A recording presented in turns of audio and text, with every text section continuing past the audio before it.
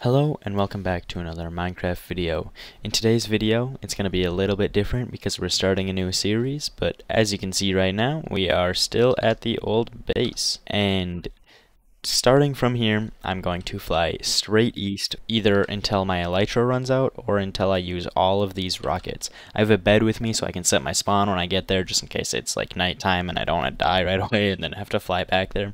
And I also have golden carrots with me, obviously, so that if I get hungry on the flight, I can eat those and I won't die on the way there.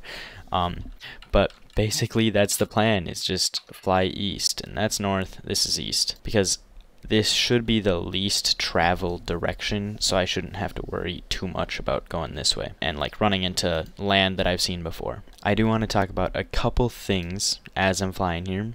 And the first is I made a couple changes to the server. I added in a few data packs.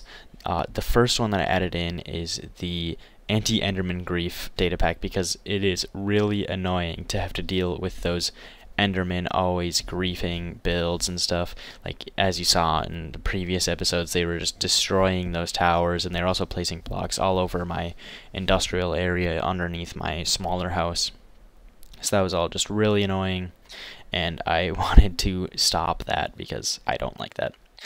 The second one that I added in was more mob heads, which just adds in mob heads for funny things like pillagers, wandering traders, villagers, all those kinds of things, just to add in a few more heads. I think it's really funny when all kinds of stuff drops heads, and then you can make like graveyards with them, or just like place them all around for fun.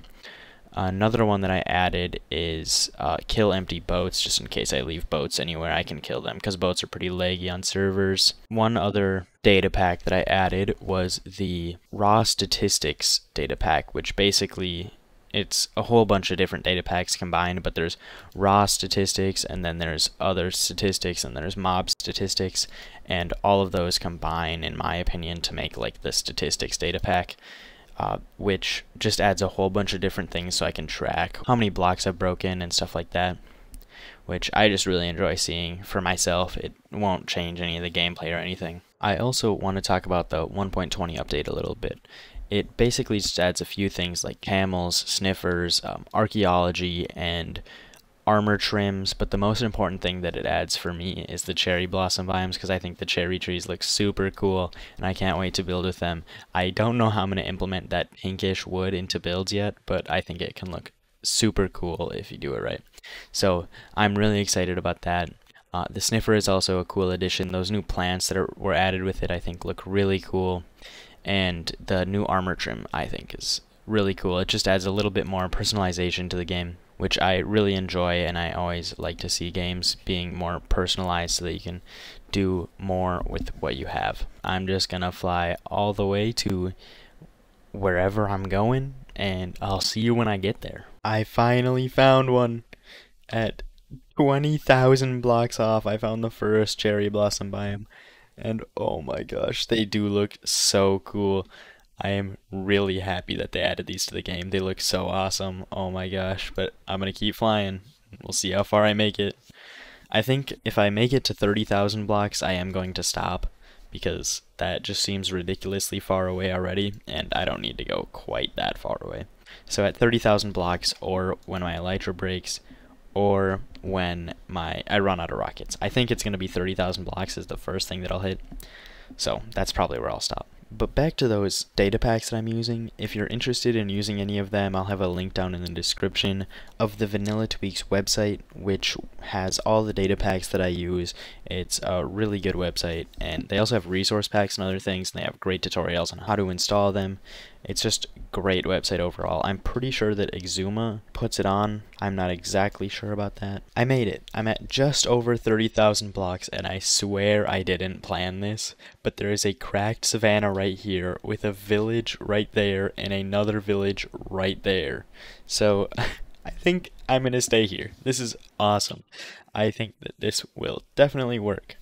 Now, next order of business is to get rid of this elytra. So first things first, I don't actually need my bed because there's houses right here.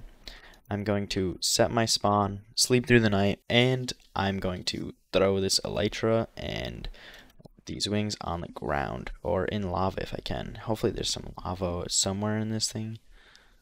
I don't think there is, which is tough. Just need one piece of lava. I found some lava, and it's actually really close. I'm just kind of blind. So, rockets in there, wings in there. They're gone now. Golden carrots in there. Bed in there. Starting fresh. I reset my spawn.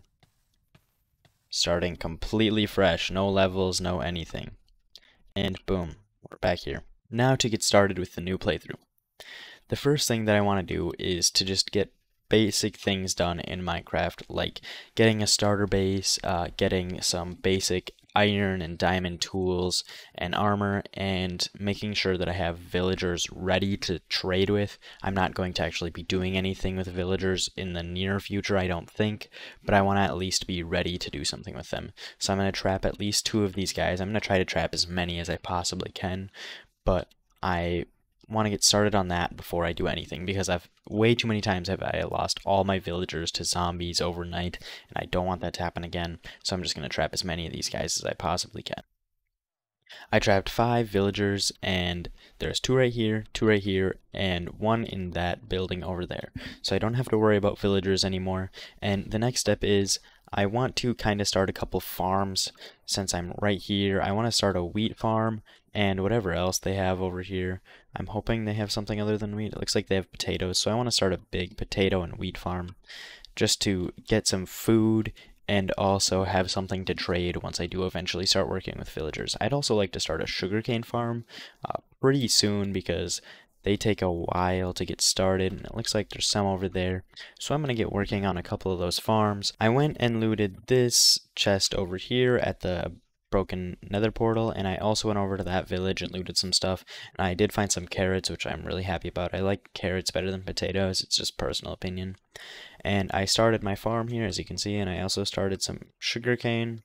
I got really lucky and found a whole bunch of sugarcane right on this cave right here. So I have like 20 sugarcane starting to grow, which is awesome. I decided that this is kind of where I want to start with my first base. While I'm here, I have a blast furnace that I found over in the village over there, a crafting table, and just a chest right now. But I want to build a small little house right here at some point. But first, I gotta go mining and get some proper tools and blocks to build with. As I was mining, I found this awesome cave. It's kinda small, but I think that it looks super cool. I was gonna go explore it, but it looks like I'm almost out of torches, so I'm gonna have to come back here later. This is really dangerous. But I've been mining for a while. I got some redstone, some iron. I just did a little bit of mining right around this area. And I've got a whole bunch of iron. I've got full iron armor now. And I think that I'm almost ready to build my first house. So I'm going to start on that once I get back up to the surface. And I'll show you guys what I'm kind of planning. Here's the basic plan for what I'm going to do with the house. It's going to be acacia wood based, which I know is a very unpopular wood, but I think that acacia wood actually looks very good when brought together with the right gray colors.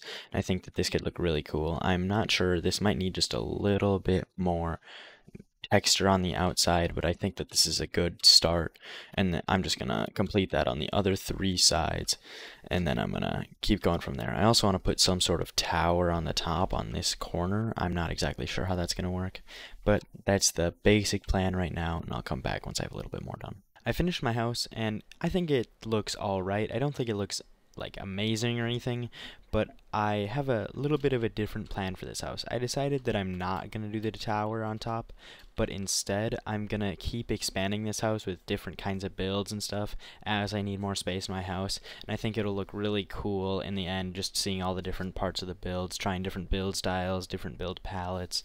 I think that could all look super cool, and I've never really done something like that before with a whole bunch of color gradients and stuff, so I'm gonna try that, and we'll see how it goes. If it doesn't look good, I'll probably just stop, but that's kind of the plan for the house right now. I expanded my sugarcane farm, and I think I might have to go plantation style here soon because it wraps around that corner too a little ways. And I also expanded this farm. This farm's just basic potatoes, carrots, wheat, just to get food and stuff to trade with early game. And I started farming some acacia trees, nothing huge, but I think this is going to be the end of this video. I really hope you enjoyed, and I will see you next time.